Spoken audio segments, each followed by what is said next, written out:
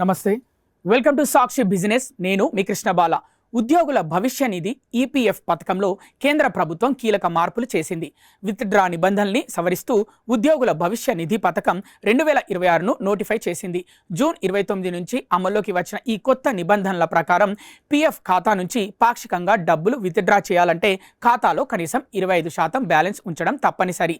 ఉద్యోగి, యాజమాన్యం వాటాలు రెండింటికి ఈ నిబంధన వర్తిస్తుంది.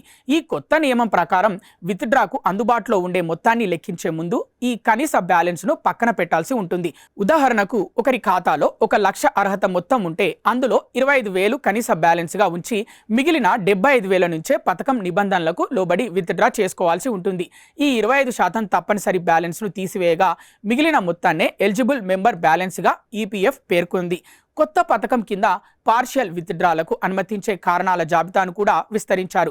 ఇల్లు లేదా ఫ్లాట్ కొనుగోలు, ఇంటి నిర్మాణానికి స్థలం కొనుగోలు, గృహ నిర్మాణం, గృహ రుణం తిరిగి చెల్లించడం, ఇంటి రిపేర్లు లేదా ఆధునీకరణ వంటి వాటికి డబ్బులు డ్రా చేసుకోవచ్చు. వీటితో పాటు అనారోగ్యం, పిల్లల ఉన్నత విద్య, వివాహం వంటి ఖర్చుల కోసం అర్హత ఉన్న బ్యాలెన్స్లో 100% వరకు విత్డ్రా చేసుకునేందుకు అనుమతిచ్చారు. ఉద్యోగంలో చేరిన 12 నెలల తర్వాత పార్షియల్ విత్డ్రాలకు అర్హత లభిస్తుంది.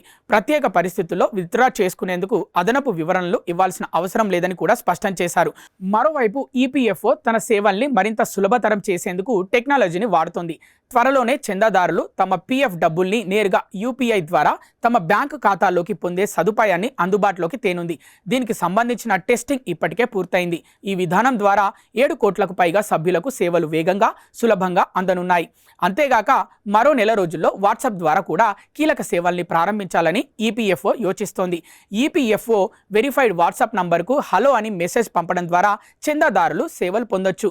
పీఎఫ్ బ్యాలెన్స్ చెక్ చేసుకోవడం, చివరి 5 లావాదేవీల వివరాలు, క్లెయిమ్ స్టేటస్ ట్రాకింగ్ వంటివి వాట్సాప్లోనే తెలుసుకోవచ్చు.